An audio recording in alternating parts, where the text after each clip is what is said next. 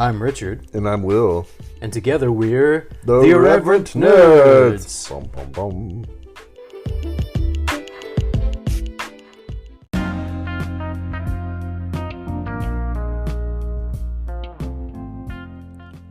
Nerds! I have an announcement for current and future subscribers.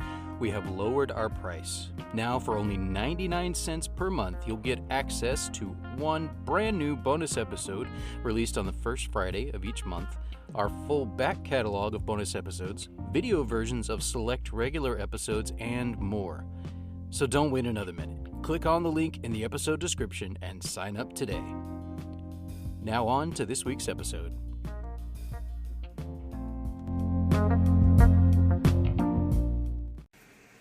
Nerds. We are here to discuss a very interesting property in the history of the Teenage Mutant Ninja Turtles. Imagine, dear viewer or listener, that your 1987, your beloved 1987 Teenage Mutant Ninja Turtles cartoon. Which didn't hold up well. This is true, but when you were a kid, you loved it, right? If you grew up with it like we did, you watched it, it was the bomb, you know. But it's on TV in the 80s. Right. Very clean, you know, even the violence, obviously very, very low-key. They're killing robots. There's no killing of humans, or at least none that's shown, right? And no cursing, of course, right? TV in the 80s and 90s, there's no curse words. Not on children's television, trying to sell toys. But imagine that your beloved series had phrases in it like, "Oh my god, my ass, bastard, what the hell?" And my personal favorite, "Dumb shit, you're a dumb shit." Then you might have Teenage Mutant Ninja Turtles Legend of the Super Mutants, or otherwise known as Mutant Turtles Superman Legend. The fan dub. Yes, the fan dub. Well, the fan subtitle. So there is a fan dub on YouTube. I did watch it, and it was missing those curse words. Oh, but an actual fan dub. Yeah. Apparently done in the UK because the Turtles were British. Oh, was it Hero Turtles? Teenage Mutant Hero Turtles. Mutant Hero Turtles, Superman Legend. I don't know. Teenage Mutant Hero Turtles, Legend of the Super Mutants. No, I don't know. Anyway. Maybe that's just who they got to play Leonardo. I don't know. Michelangelo sounded normal though. So Mr. Wolf, the producer, not Dick Wolf, you know, aka Law and Order fame. No, Brad Wolf. I think Brad Wolf, right? The other Wolf. Brad Wolf was involved with Subaraya, I'm not saying this right, Subaraya Productions and B Media Studio in producing 2 episodes of the Turtles as an anime, like an anime style. Yeah. In order to sell toys in Japan.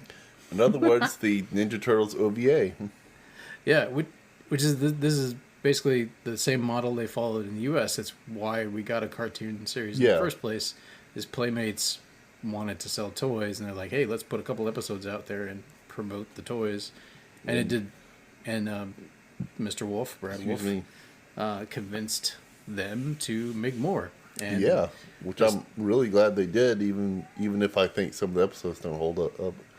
Yeah, great for kids, but you try to rewatch it as an adult. It doesn't hold up like Batman the Animated Series, or maybe even some classics like Darkwing Duck or DuckTales. Although those have their, you know, again, they're written for kids. Or I should say written by adults for what they think kids would like, which, broadly speaking, they were correct about because they were very popular. Especially Teenage Mutant Ninja Turtles. Exactly. This show got 10 seasons. I know. And in watching the first 2 of the anime version, which came out, by the way, in 1996. Which, in my mind, is spiritually season 11.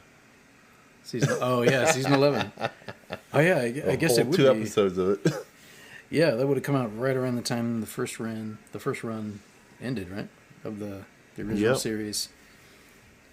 And, by the way, I'm sure I'm pronouncing this incorrectly, but in Japanese it's Myūtanto Tātoruzu Chōjin Densetsu-hen. Which I'm sure I'm butchering that. Sorry. I have no idea. Sorry, Japanese people. But apparently this is based off of a manga we found out. Yeah, we didn't even know about that. But what was the channel? Like, we watched the video on YouTube. Shoot. I want to give credit where credit is due. There was a channel that we watched, kind of a summary, little 12-minute blurb about this. Was it the Toy Historian? It was definitely a toy channel because they were covering it for the toys. Well, you can see if you can find it. By the way, as always, that's my daughter in the background. This is the time of night where she's like winding down, but not yet there.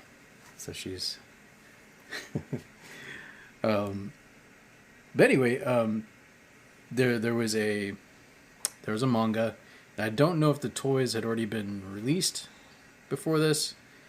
According to this Wikipedia entry, the first episode is based on the Super Mutants line of toys, I assume. Oh, that's right. I remember now. On this little documentary is not the right word, but like. Here it is. Did you find it? It looks like it's called Secret Galaxy. Secret Galaxy. I should make sure that's the right video. Yeah, it's the right video.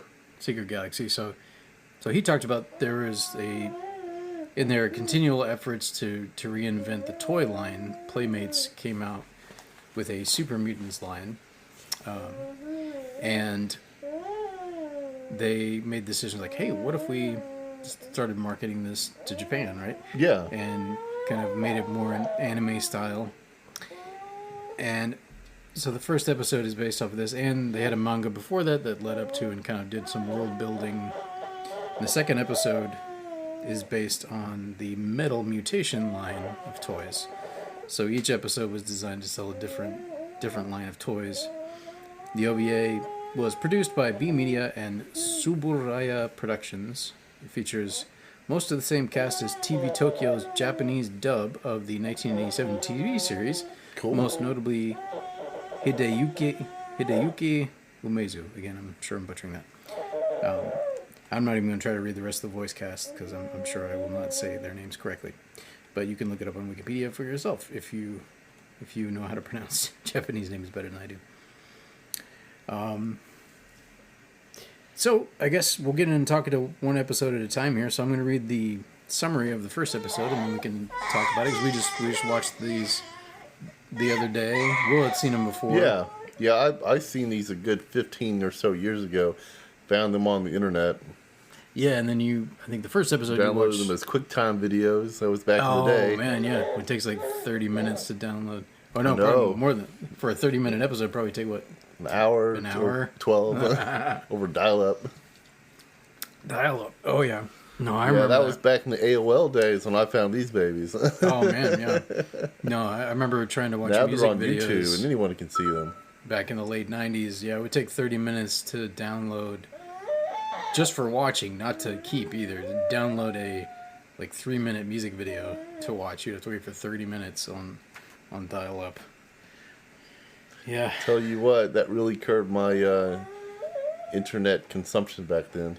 Yeah, I mean, it's so much harder, aside from just finding text, or like if you found some fan fiction blogs or something, or websites, like you're consuming that more, but not a lot of video back then, or it was very hard to watch back then. But anyway, getting back to episode 1 here. So first episode of these two is titled The Great Crisis of the Super Turtles, The Saint Appears, or Supu. Okay, I'm good. No, never mind. I'm not gonna read that. It released on May 21st, 1996. And the summary here is the Turtles explore the temple of the lost Muta Kingdom, where they free the spirit of light called Chrismu, who is trapped inside the Mutastone. In reward, she gives the Turtles the ability to perform super mutation, or super mutation, which they did say in English. Yeah.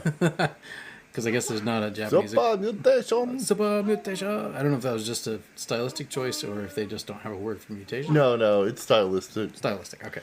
Because because of the toy line. Maybe. every now and then Japanese people will mix English words in for some reason. That's what I know. I don't know why. Maybe they think we're cool. I don't know. I think China, Japan, they try to learn English and be bilingual. Mm-hmm. Have you heard about that? Probably. I'm sure they're better than we would. Learning Japanese seems like a daunting task. I do know somebody that's done it and actually moved to Japan and took an IT job. Really? In Japan. He learned Japanese so that he could do that. Anyway, my ignorance on why the Japanese people want to learn English and mix it in with their animes aside, I did want to point out one of the most interesting things is the manga, because for the last almost 20 years, I just assumed that they were referencing a fictional, non-existing episode that bridged the 80s cartoon season 10 with this Japanese OVA. But as we found out, thanks to that YouTube video we mentioned earlier, it's a manga. It's like a 3-volume manga. Yeah, no, we'll have to see if maybe someday we can get a hold of that. I don't think it exists in English. Oh, well, yeah, we'll have to learn Japanese then. That's what's going to motivate me to learn Japanese. Anyway, I interrupted myself, I guess. Hey, sorry for the noise. My daughter is very vocal tonight. Sing it. So in reward, Chris Moo in reward gives the turtles the ability to perform super mutation, which transforms them into super turtles for 3 minutes. Like Splinter reminds them too, and he puts a timer. He's like, 3 minutes, only 3 minutes. No, I think that's for the Saint. According to this, there was a limitation for the super mutation too, I think. Yeah, definitely for the Saint. For the super mutation and the combined Saint. Oh, the Saint was like 60 seconds. Yeah, it is. Yeah, so 3 minutes in the super mutation. But then when all 4 super turtles combine into one, they can fuse into the almighty Turtle Saint. So at the same time this is going on, Shredder and Krang find the Dark Mutastone, and they try to awaken the demoness, Dark Mew, who is the sister of Chris Mew, who has been imprisoned, basically, inside the crystal. Yeah. I wanted to point out that what you're reading says that it was the Muta Kingdom, but the subtitle of what we watched called it the Neutrino Kingdom. I don't know if that's a fan subtitle mistake. I don't know. It could be either way, because in a sense, Wikipedia articles like this may very well be written by fans as well, so, right. Could be incorrect either direction. Just depends on if the fact checkers have gotten around to this yet. Fact checkers, they don't care about turtles. Or there do they? There are 2 website references here. Ninja Turtles anime at the official website from ninjaturtles.com. And a Japanese website. Or no, for the soundtrack. The Japanese soundtrack, obviously. And there's Mutant Turtles Superman Legend. I love the soundtrack. Nice, it has an IMDb entry. I just love singing a romance song about chewing bubblegum incorrectly. Yeah.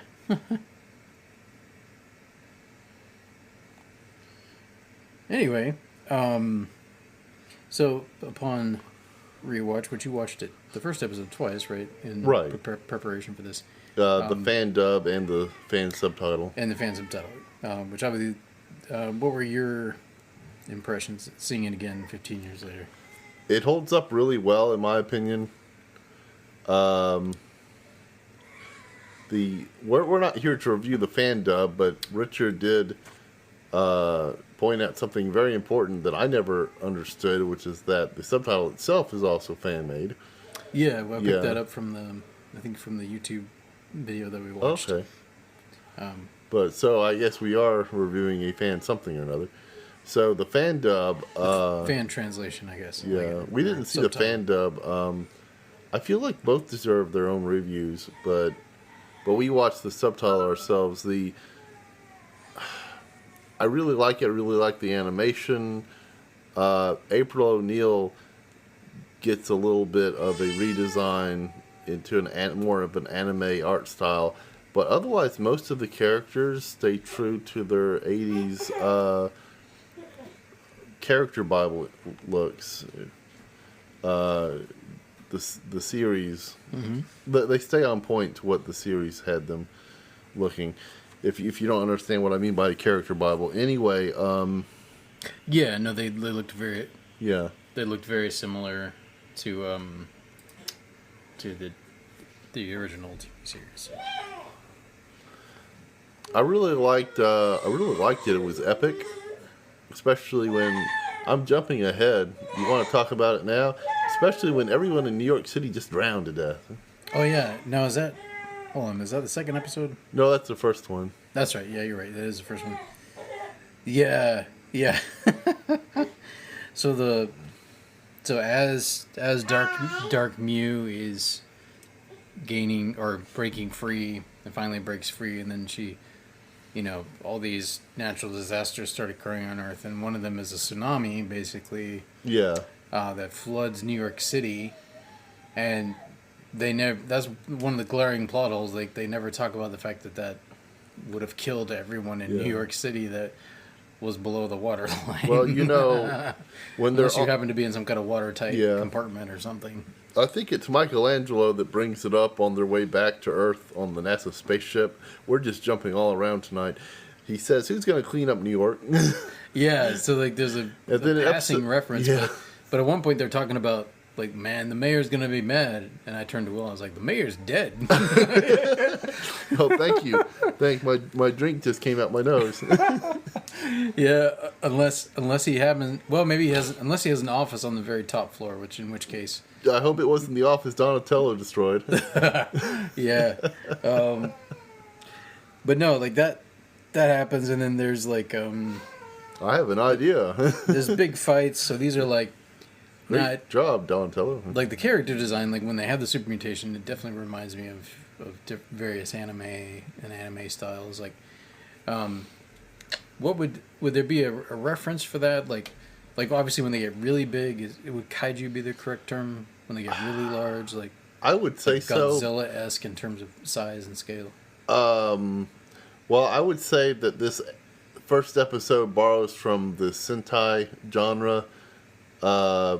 You have the 4 turtles, and they combine to make a giant turtle, and they all have to work together, whereas the enemy sends a wave of energy onto another enemy, causing it to become giant. So just think Power Rangers.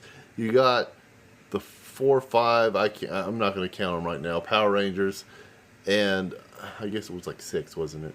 But you got the 6 Power Rangers, and they call their robots, their dinosaur robots, or Zoids, and then they combine to the Megazord.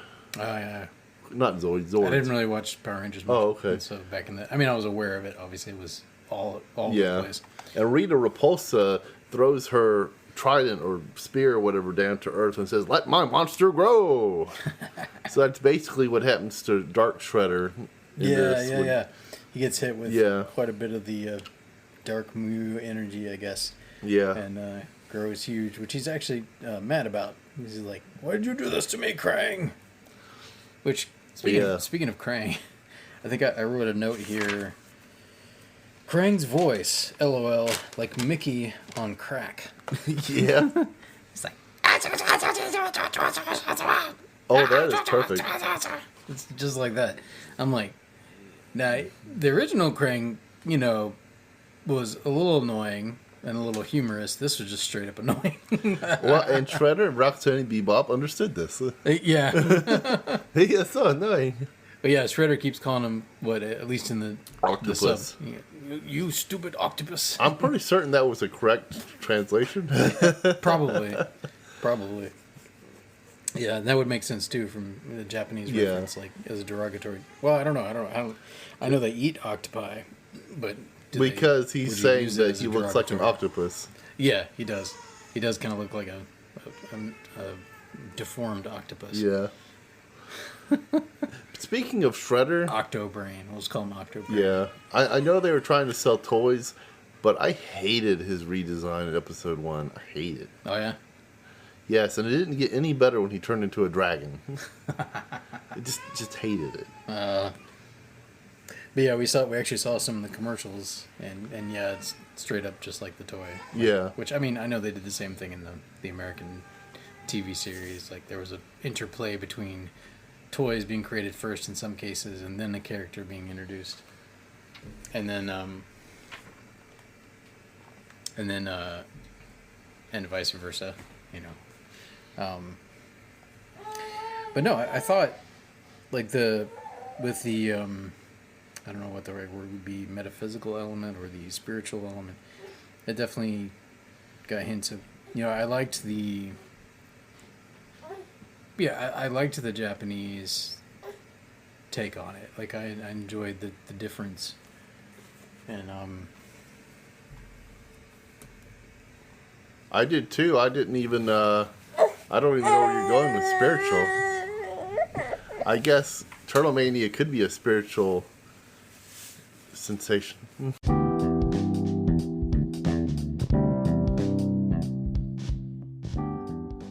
Nerds, we would love to find out who is on the other side of the microphone. There are multiple options by which you can connect with us. Our Instagram handle is @irreverent_nerds.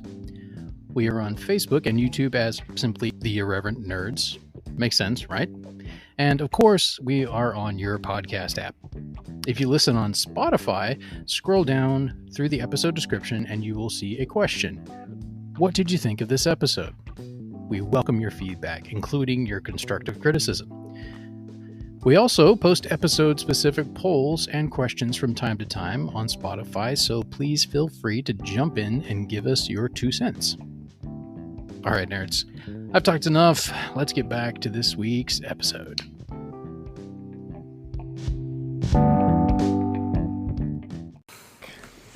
We are back. They had to edit out some crying there.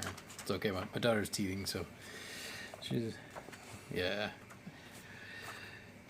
So I keep saying sayonara. That's my thing. What's hello, mushi mushi? But that's over the phone. Does that count? I don't know. Konnichiwa. Konnichiwa. Yeah, I've heard of that. And sayonara, obviously. We're back. Some of the few Japanese words I know. Well, let's see. So first episode here. One thing that was not in the summary before we close out on our first episode here. NASA is involved in this. It actually plays a fairly prominent part, although it's more of a joke, almost. I mean, they're observing. So you got one of the space shuttles is floating out in orbit. Yeah. And the astronaut sees stars disappearing, but Houston, I guess apparently there's only one dude, so this must have been middle of the night. So like the midnight shift guy is like, "No, man, you're not seeing stars disappear. What's wrong with you?" It's like, "Are you high or something? Is your oxygen level low?" Like, I found your glasses. Oh, that's what it was. Yeah, the glasses. Like, you need your glasses. Like, so it's a running joke for most of the episode. And we actually get to see Miami in a couple of shots. Oh yeah. The foot soldiers are on vacation. Right. And we get to see Napoleon Bonafrog and Genghis Frog and whoever the third one is. Oh, okay. Lily pad out in the Miami wetlands. Huh. I didn't catch that part, but I do remember the turtle, Frogs. The Foot Clan being there on vacation. Yeah, it was a very... For some reason, still in full uniform in the hot Miami sun. That's because they're robots. Oh, then why are they having a cookout? It's a Japanese anime. It's comedy. I don't know. It's better than the original series. This is true. I didn't like. We tried watching an original series episode tonight. Well, how about actually, this? Well, before this. where are the foot soldiers in every single episode of the original series? Why is it always Shredder, Rocksteady, and Bebop? To save money on voice acting? They don't talk. That's true, they don't. To save money on animation. That's legit. Although they were making so much at that point, it's like, he was like, why? Yeah, I don't know. But I mean, you know, if you're still trying to cut down costs, you can make more and more profit. The only way to do it. We're just assuming that. We don't know if that's why they... Maybe Krang had no money. They didn't knock over enough banks. They couldn't make any more robots. I don't know. Oh my goodness. So that the episode started with Krang just like randomly... They never explain how he's... Well, I guess the Dark Moo, I guess, somehow. But like he's literally destroying stars somehow. But they're just vanishing. They're not going supernova or... Yeah, it's where Dark Moo is waking up, and all the stars are starting to disappear as she's slowly waking up, coming to. And once she fully awakens, the Earth is supposed to disappear itself. Yeah. You know what I found really hilarious? When the tidal wave, the tsunami hits New York, and the Technodrome floods, and Krang is upset at Splinter because he left the door open, and Splinter's all like, sorry, my bad. Oh, yeah. Sorry, my bad. That was funny. Yeah. Oh, yeah. So I have here... So after Dark Moo finally awakes, so like the flood has come as part of her awakening process. Now she's fully awake, and she's just sitting there on a building. The first thing she says is, "Good morning. I feel like I'm having my morning coffee." That's the first thing she said. Just like I guess enjoying the destruction. It's like, this is waking me up. Oh, I thought she asked for her morning coffee. No, she's just like, I feel like I'm having my morning coffee. Oh, okay. Yeah, or I wrote it down, so it's like... But yeah, so I'm trying to remember... Oh yeah, so it ends... So there's a confrontation, obviously, like they turn into the Saint, you know, like she's going off into space to, I forget to do what, I forget, but... To blow up the Earth. Oh basically. yeah, okay, to blow up the Earth. So, yeah. So the Turtles merge into... you know, the Saint, and then they go out into space and fight with Dark Moo, and then Chris Moo also shows up, and you know, initially the Turtles are having trouble fighting because they can't sync up their intentions and stuff as their emerged character, so they still have the four minds going on, but they can't coordinate with one another, so they're trying to do that. And then Chris Moo comes and basically puts her sister in, not quite a headlock, but like whatever you call that. You wrap your arms between. And, yeah, anyway. She's like trying to hold her down, and they're able... Well, actually, we have some anime physics. The episode ends there, so you don't know if they're going to succeed or not until the next episode. Well, they look out the NASA spaceship and see them back in their crystals. Okay, never mind. So it did end. So they were able to. She kind of not sacrifices herself, but in a sense, like imprisons herself along with her sister in the crystal form. And then that's where it starts. That's where episode 2 starts, kind of with a little recap, and then picks up kind of around that spot. And do you want to read the summary for episode 2? The Turtles, along with April and Splinter, traveled to Japan. You know, now that New York is destroyed, in order to help... everyone's dead. Yeah. We're just going to move the entire series to Japan now. In order to help Kenzo Hattori get rid of a ghost haunting the Hattori house. At the same time, Shredder, Bebop, and Rocksteady teleport themselves to Japan in order to steal the tablet of the 7 elements so they can gain the powers of the guardian beasts. Now, that's not accurate. Krang teleports them against their will. Wait, yes. So that Yes. part's not accurate. So they did not willingly go. They did not willingly go. Nor did they even know where they were going. Nope. They just pop up on top, magically on top of the very bullet train that the turtles are riding. Yeah, Very right in front of convenient. it. Yeah, right in Get front mowed of it. down. Yeah, and Sure has a nostalgic moment. I don't know if Krang intended that, or if that's just, we're supposed to believe that's just a massive coincidence. Obviously, he must have intended to send them to Japan because he wanted them to find. Yeah. Maybe they did have some idea that they were going to Japan, but they didn't know they were going to run into the turtles there. They knew they needed to look for more mutastones. Right. Krang found a source of more mutastones, so that's why they get sent there, and that's also why the turtles and Splinter, well, they're not there to look for them. They are asked to come to a village that I guess Splinter had some connections with in the past, and help out a ninja clan, I guess. Yeah, the Hotori Ninja Clan. Yeah, and we find I out think eventually that's correct. find out that they are in possession of an artifact that contains mutastones. Yeah, the mirror. Do they call it something, or was it just the mirror? Does it say? Probably not. Let's see. I'm trying to remember. Well, no. It doesn't say so on the Wikipedia. Oh yeah, does it say the title? Is it "There's No Rest for the Turtles of Justice"? Was that the title? The coming of the guardian beasts, the metal turtles appear. All right, never mind then. Well, I think on the, well, I don't know. I wrote it down, so either someone said it or it appeared on the screen, but it was like, "There is no rest for the Turtles of Justice." Yeah, I think that was the narrator as the second episode began. Okay. Yeah, I didn't write down the context. I just had a quote here. Yeah. So Turtles of Justice. Ooh, excuse me.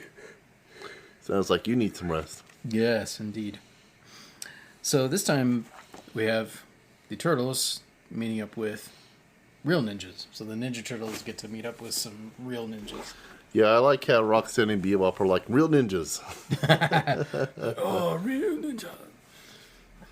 Who then they give the turtles like these, like, they call it armor, but it didn't really look much like armor.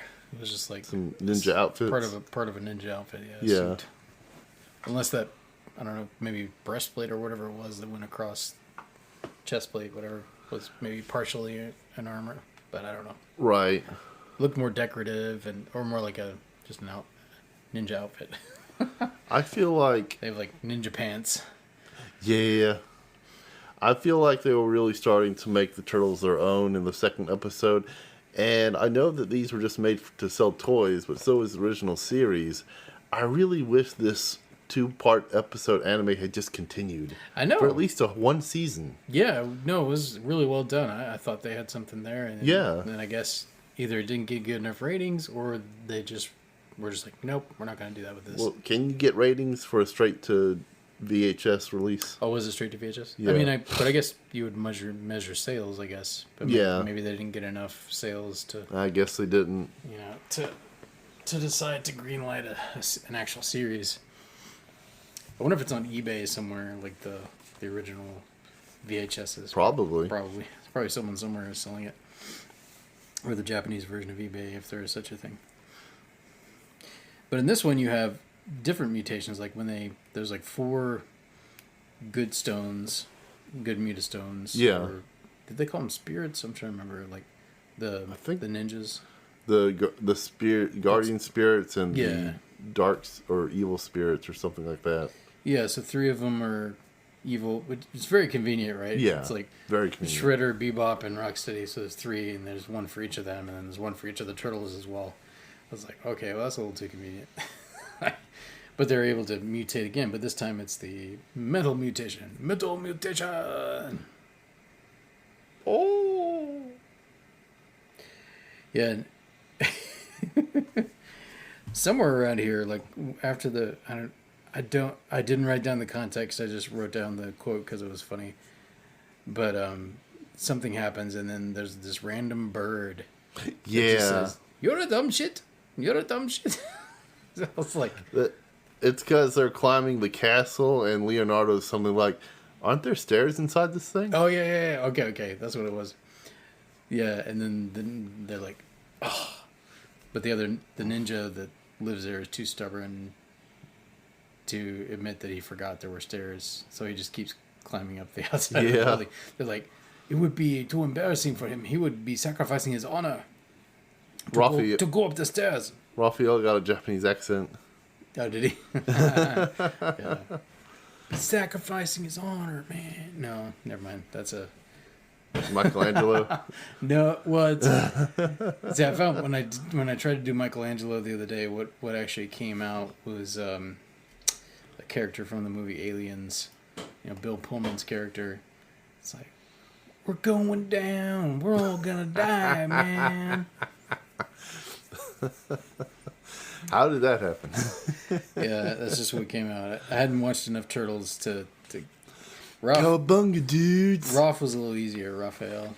But, well, that's all the notes I have. I don't know if you took more yourself. I mean, obviously I remember some of the episode, but yeah, eventually they don't succeed in getting the 3 bad Mutastones back, right? They have the 4, obviously, but then, and that's why they just leave it hanging, because then Shredder, Bebop, and Rocksteady escape. I guess it seems anyway. Escape with the 3. Yeah, the 3. They do. So then Krang is able to do whatever his evil master plan was. Well, in my notes, the ghost that's originally trying to steal this mirror, and the whole reason why Splinter is summoned to the village, is Yukimura. And apparently Yukimura was originally imprisoned, in the mirror or something, by Hattori Hanzo, which is a real historical ninja. Ah, okay. And I have it written that the armors for the villains and the turtles appear to be from Shinto folklore. I recognize Rocksteady's armor as this multi-headed dragon. I can't remember the name of the dragon right now. I remember fighting this dragon in the video game Okami, which is heavily based on Japanese folklore. I wish I remembered the name of the dragon, but I don't. I found it really hilarious when Metal Shredder was poking the ghost with his sword. And I would have just loved to have seen this continue as an anime series. I really would have. Yeah, no, I think that would have fit well with. I mean, obviously they're already, they have the ninja element and they're fighting with Japanese weapons. Right, so that just would have been a good fit. I would have loved to see their take on it. I'm surprised they still haven't done it to this day. Like that they haven't done like a serious anime take on it. Well, they haven't. Rise of the Teenage Mutant Ninja Turtles. Is that done by a Japanese studio? Or? But some people say it's like... I haven't seen a lot of that show, but apparently some people say that it's like if it were an anime, Ninja Turtles. So I guess me and you, when we review that movie, we're going to find out. Yeah, well, seeing the previews, like, it did not immediately remind me of an anime. But then I don't have a wide, like, of the animes I've seen. Like, I've seen a number of different styles, and it didn't immediately evoke, in my mind. But then, again, I haven't seen all the anime out there. Yeah, so. I did see a clip on YouTube from Rise of the Turtles in which they fight Shredder, which is a very, it seems more like a demon Shredder. Okay. I don't know the origin of that character, but I could tell from seeing that clip. I could tell why some people claim that they thought that anime had influenced that series. Okay. But you won't know what I'm talking about until you see the clip. Maybe getting your own opinion on that. Yeah, and then we will be reviewing that film for next week's episode for the movie of the month to conclude Turtles month. And not sure what we're going to do to kick off next month. We're going to do something sci-fi, obviously, for our first episode of the month. But to finish out this month, definitely we're going to do Rise of the Teenage Mutant Ninja Turtles, the Netflix film, which the series is currently on Paramount+. I think it's also on Netflix. It's both places right now. But the movie is only on Netflix. I guess it was produced by Netflix. Right. And obviously in coordination with Nickelodeon. Who, I guess Viacom, who owns Nickelodeon, bought the Ninja Turtles back in 2009, I think. Like all I think the rights and everything. I think that's accurate. Yeah, I know the documentary I watched on there, they talked about finally deciding to sell it. And so it had been exactly 25 years, I guess, at that point. So, like, yeah, it's time to let go, I guess. Sort of like George Lucas, I guess, selling Star Wars. Maybe around the same time, actually. It's like, it's time to... Although he's supposedly regretted it some since then. George Lucas or Peter Laird? I don't know about Peter, okay. but George, yeah. George has supposedly...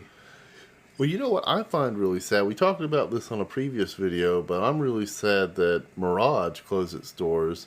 Yeah. I mean, IDW is still making comics about the Ninja Turtles, but they're like on the verge of bankruptcy or something. I don't know. Maybe not bankruptcy, but IDW is not faring well. Mm-hmm. Some of my comic friends on Facebook are somehow happy about it. So I'm sad. Yeah, they produced quite a few series that you like. Yeah, they're losing... they did Star Trek, too, like a lot of Star Trek properties. So like... They lost Ghostbusters a number of years ago, but they used to do Ghostbuster comics. I mean, I don't think... That was not my favorite Ghostbuster comic, but it was definitely the longest running Ghostbuster comic. Well, yeah. Well, I know, and going back to Mirage, like, it wasn't that long ago. I think it was just last year, right, that they... or maybe 2021, that they went in. Do I just talk into the microphone here? Okay. Here goes. Nerds, I am here to tell you, if I never see another leech again, it'll be too soon. Damn, I hate leeches. Anyway, I wanted to take a minute to inform you. Oh, by the way, this is Raph. You know, the Teenage Mutant Ninja Turtle, Raphael. That's me. Anyway, I wanted to take a minute to inform you that the irreverent nerds want to hear from you. There are a multitude of ways you can contact them. Number 1, follow them on Instagram at irreverent_nerds. Number 2, like their fan page on Facebook, The Irreverent Nerds. Number 3, reply to episode questions and polls when you listen on Spotify. Number 4, leave them a voice message at theirreverentnerds.com. Number 5, follow them individually on Instagram at ourbest_WS and at cartoonistwill. And you get the picture, right? Reach out, connect, let them know what you think, even if you think they stink. They want to hear from you. All right, can I go now? I have some pizza to eat and some heads to smash. All right, later. Like, Like I actually just read a couple, and they had no relation to Turtles at all, but a couple of Mirage productions. Just this past week, I got it from the library. One was called Good Asian. It's like a noir. It's really cool, actually. It's a noir that takes place in 1930s San Francisco, and deals a lot with Chinese immigrants and how they were treated back then. Yeah, it's really interesting. And then there was another called Lazarus, produced by Mirage, and written by one of the writers is Greg Rucka, who's done quite a bit for DC. He's been involved in like Batman No Man's Land, and I believe he was also involved in the Dark Knight trilogy. Cool. Like Christopher Nolan. I think it was Greg Rucka. Never mind. David Goyer was involved in that. But I like Greg Rucka's stuff. Like I've read quite a few of his comics, but he did this very interesting one called Lazarus, which I'd like to find the next part of it. But yeah, both of those were put out by Mirage Studios. But I guess it was probably before they went under. Obviously. Right. Before they went under. I don't know if they declared bankruptcy and maybe might try to come back at some point, or if someone might try to resurrect them, perhaps. But, well, you never know. I wonder if they sold their properties to anyone, like licensing or whatnot. That's a good question. I know I'm working with a group that we call ourselves Indelible because we're like the spiritual successors of the old Dell publishing company. But a lot of that stuff's in the public domain. Obviously, the Mirage stuff, even if they didn't sell it, it's not going to be in the public domain for like another 70 or 100 years or something. If that's how the public domain copyright stuff even works after the year 1970 or whatever year I'm thinking of. But, Not sure. Like I know with the older stuff, I think 50 years is the. Although it may be different for visual media, I'm not entirely sure. I know written media, it's 50 years in general, unless someone has like a special situation where they still own the rights somehow. You know, like like sometimes some of those things will be held onto, like either by the descendants of the original author, or like in the case of Lord of the Rings. Anyway, but broadly speaking, if no one has laid claim to it, then after 50 years, people can do almost anything they want with the property. Yeah. See, I thought it was 70, so it's 50 for print. Like I said, I'm not sure about visual. I'm not sure about visual media. Well, Mickey Mouse, Steamboat Willie, the first Mickey Mouse cartoon, that's in public domain now. Oh, okay. Felix the Cat, the original stuff is in public domain. Wouldn't that be ironic if someone stole that from Disney, like Disney has stolen things from other people? Yeah. No, yeah, stolen, but like, but pretty darn close, yeah. Like, I don't know. We're gonna exactly. Winnie the Pooh's in the public domain now. Well, there's some debate over whether they stole Mickey Mouse in the first place. Yes. Like, yes. Whether that inspiration was just a little too close to someone else's comic or cartoon. Yeah, I forget the guy's name. It's a really odd name. Odd to me. Something. Fleischer. I think his last name was Earworks or something. But it's the creator of the Lucky Rabbit, Oswald the Lucky Rabbit. Yeah, that's right. Yeah. Apparently, that claim that Mickey was stolen, I think, had something to do with Oswald and his creator. That sounds right. Yeah, I think when I watched a documentary about Walt Disney, I think it addressed that, if memory serves me. But speaking of Mickey, like Mickey on crack.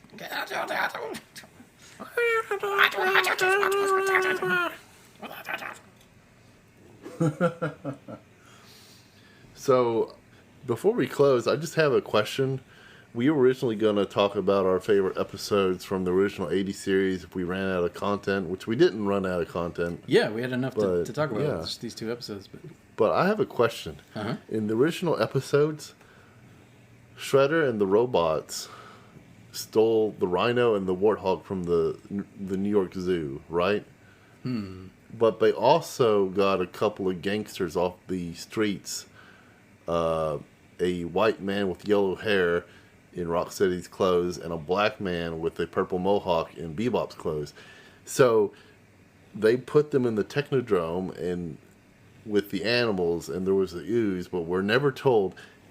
Is Rocksteady and Bebop, are they the animals wearing the people's clothes, or are they the people who touch the animals and then turn into mutants? Which is it? What's your take on that? What's your hot take? What happened? Genetic merger. Genetic merger. Yeah, I guess. Well, kind of like, wasn't the story with Splinter, like Motoyoshi like touched a rat? Yeah. Touched the ooze, and then they merged somehow into this rat. No, the rat didn't merge. It's just that the last thing you touched is what you turn into. So the last thing the turtles touched was a human, Himada Yoshi, so they turned into humanoid turtles. I see. But Himada Yoshi, who was a human, the last thing he touched was a rat. So he turned into a humanoid rat. Why didn't he turn into a humanoid rat? Or no, a ratoid human. I don't know. Why didn't he shrink? Why didn't he shrink? Toy cells, man. Do you think he would have shrunk and just like... Shouldn't he have, by the same logic, he should have like shrunk and just been this tiny little human running around on all fours? You know what I mean? Yeah. Because if the turtles just got bipedal and huge, but they still look like turtles, loosely, with shells and everything, so like humanoid turtles. Yeah. That logic he should have been a rat-toid human. It doesn't follow. Unless, well, what would make more sense is the rat touched him, and then the rat became humanoid. Well, that's what the original comics had. The ooze just turns animals into humanoids. Yeah. It evolves them. In the cartoon, it's a little more complicated. Yeah, well, I like the original version better. Makes more sense. Yeah. Well, nerds, we're right at our 45-minute mark. We're trying to keep it a little shorter tonight because we got to be adults and get to bed. So we hope you enjoyed this walk down the very brief, at this point, the only dalliance that the Turtles franchise has had in anime. Yeah. With anime, however you And wanna say manga. it. And manga, yeah. I think. Oh, well, maybe not. There might be some other manga there somewhere, but yeah, at least in this case, like the combination of the two. But yeah, if one of you who were listening happen to have a copy of the manga and you know how to speak Japanese, Take the words out of my mouth. let us know what the story is. Although it's probably out there on a website somewhere, as like somebody has probably described it. I haven't found it yet. If it exists out there, a fan translation, I don't know about it yet. But yeah, do you want to plug that video again real quick? Just let our fans know the title so they can support this channel. Yeah, the story of the obscure Ninja Turtles OVA, Chōjin Densetsu-hen. By the channel Secret Galaxy. Yeah, Secret Galaxy. So yeah, so credit to him. Go check that out. We got some of our information from... I just subscribed. Yeah, there you go. Yeah, so subscribe there, and obviously also like, follow, subscribe to us wherever you listen to your podcasts. And yeah, if you're on Apple Podcasts and you're listening, leave us a rating. You know, that helps. And well, Spotify too. You can leave ratings there. So that'd be great. We'd appreciate that. You can let us know what you think of our episodes. Leave us voice messages. DM us on Instagram. All that good stuff. Stalk us. I guess. Yeah. I'm kidding. You Don't could- stalk Richard. I mean, you could follow. We have like both of our personal profiles are public. You know, for various reasons. So you can follow us there.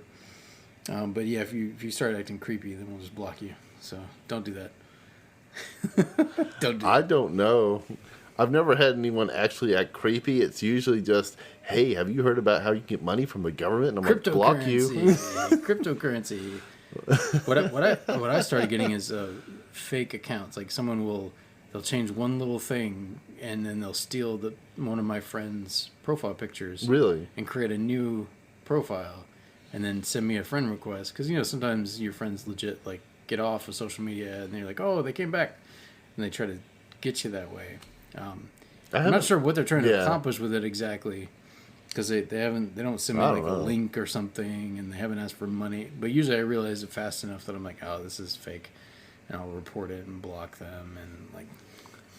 But yeah, we get so many bots and crap, like fake accounts and block, report. Mandy and I, we were getting people from Africa wanting money. Oh yeah. Yeah. I haven't got one of those in quite some time. I can't say that they're fake people, but I can say I don't have they're the real money. people. They're just they're trying to trick you into giving them money. Like, yeah, they're trying to scam you. They're trying to scam you. I mean, it might be. That doesn't mean they don't legitimately need money, but they're doing it dishonestly. That's what I'm saying. Yeah. I don't have the. It's like, hey, you know, Yeah. I mean, this is easy to say, obviously, in this, and from a place of privilege, but in a sense, like, I mean, I don't know. If I was in a legitimately desperate situation and I had to provide for my family, you know, what would I do? You know, I don't know. You work in one of those Indian call centers. You're assuming I'd be living in India in this alternate We have universe. Zoom now. that doesn't make sense. Anyway, so don't stalk us, but read my comics if you want to, and support our podcast. Yeah, and stay away from Everything we just talked about. Harmful stereotypes. No, it is a little. Comedians talk a lot about this. It's hard to make a joke about anything now because you're going to offend somebody somewhere. I know. So it's like, you know, some comedians are just like F it, and they just, you know, go even further into their normal shtick, and others, you know, try to. But I have heard quite a few comedians talk about how hard that is. Like, it's hard to come up with a joke that won't, you know, offend someone somewhere. And at the end, a lot of them are like, you know, I can't be worrying about that constantly. No. You know, almost everything I say is going to bother somebody, or somebody's not going to like it. Just as with any creative venture, I guess, to an extent. As a comic creator, I suffer from the same malady. Yeah, it's like some people are gonna hate it, some people are gonna be indifferent, Yeah. some people are gonna love it. I had to cut some Super Milo comic strips. I have resurrected Super Milo. That's milocomics.com, by the way. I've resurrected it. It's been gone for about 10 years now. Yeah. And, well, 9, I think. And finally, I brought it back, and I'm looking over my scripts and stuff, and I have these jokes that I'm like, I can't do these. Yeah, I've changed in the last 9 years. These are offensive. I can't do these. But yeah, and some of it is like people groups speaking out and being like, "Hey, this hurts our feelings. This is not okay." Yeah. Those are the ones I will listen to, but when it's like, I'm less likely to listen when it's someone who is in a lot of cases not even talked to or listened to the actual people, but then they'll jump in and fight for them, supposedly, get offended on their behalf, kind of thing. Yeah, that happens too. It's usually white people, and I am a white person, so like getting offended on someone else's behalf, and I'm like, have you even talked to them? Have you asked them whether this bothers them? Do you know whether it bothers them? And why not just let them talk for themselves? I know what you mean.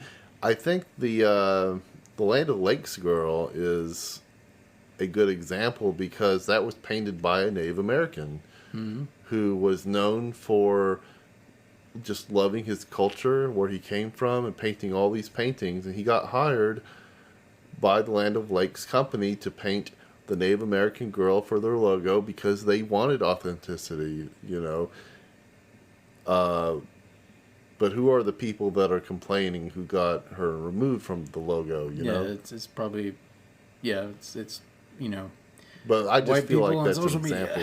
media. Yeah. almost exclusively. Not knocking you, Land of Lakes. You can do whatever you want with your logo. Lando Lakes. Lando Lakes. I mean, it's short for of, but it's Lando Lakes. But yeah, I mean, it's like what, like you said, they hired an actual, actual Native American to paint it and give that person exposure and get their art out there. And there's nothing offensive in the title, like that area of the country, which we call Minnesota, but there were tribes that lived there and probably still are, like some indigenous areas and reservations and whatnot, most likely up there in Minnesota. But yeah, there's a lot of lakes there, so it's like, stuff like that's a little. But when you get into like the Redskins, then that I do understand. Yeah. That's like, okay, because that was actually a slur, in a sense, and like that'd be like referring to Chinese people as the Yellowskins, or or Africans as the Blackskins, or it was like. Yeah, I'm not about to defend that. No. That I'm like, okay, but although this is me talking about football for a minute here, the two names they chose to replace it, neither one of them were that great, in my opinion. First, it was just like the Washington football team. What? That was what it was called for like 2 or 3 years, and then they came up with the Commanders because Washington D.C., right? Okay. The Commanders. I was like, that's not that great. That's not that great either. It's like if you're gonna go to the trouble of replacing, like, come up with something good, something interesting. Commanders was better than just the Washington football team, though. That I don't know. Anyway, I don't talk much about sports on here, but it is about football season has officially started. Well, the preseason has started. My team won their first game. Cool. So, well, what's your team? The Arizona Cardinals. Cool. Yeah, I lived in Arizona for 10 years growing up, and so I kind of cheer for all the Arizona teams in professional sports and college, and now I will still cheer for local teams, but not if they're playing my Arizona teams. But yeah, the Cardinals, I watch the last 2 or 3 years. I've watched every game during the season, and yeah, it's the one sport I really follow these days, and it's kind of a fun. It's fun to go. It's more of an event because there's only one game a week, and you go with friends. You go, watch the game, whatever it is. So yeah, it's just, I don't know. It just lends itself more to having a good time, and it's easier to keep up with too. It might, like, I don't have time to keep up with like basketball where there's like 3 games a week, or baseball where there's a game every night, like every day. Every night. Pretty much. There's 160 games during the season, whereas football there's only 16. 17 now. 17 weeks. But there's only for each team there's only one game per week basically, and it's a 17-game season, and then you have the playoffs at the end with elimination and stuff. So it's just easier to keep up with and follow, I think, for me at least at this season of my life. Anyway, let's get out of here. Yep. We've talked enough about non-nerdy things. Well, I mean, I guess that's nerd of a different stripe. Well, I hope that everybody enjoyed that. It was good to get off script for a little bit and just work off of each other naturally. Yeah, and I like this kind of played out this way the last few times in our episodes, like where that happens at the end of the episode. That way, it's like we're not boring people at the front, but if they've come to the end and they want to hear it, then they can hear it. They can hear the end. If not, they've already heard the main content and they can just turn it off. Anyway, thanks, nerds. Stay tuned next week for our review of Rise of the Teenage Mutant Ninja Turtles, the movie, and specifically the 2022 Netflix film. And then stay tuned in the month of September for more Irreverent Nerds content. Until next time. Sayonara. Live long and prosper.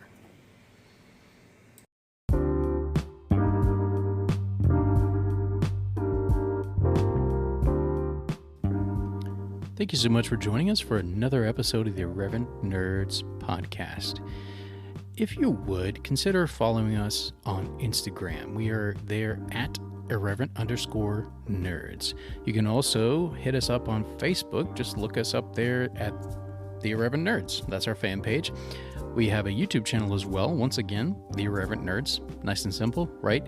And if you go to www.irreverentnerds.com, that will send you to our Podcasters for Spotify, formerly Anchor.fm profile, where you can send us a voice message if you want to, support us financially, or listen to the podcast. It will also direct you to other places you can listen, like Spotify, Apple, Google, Stitcher, you name it.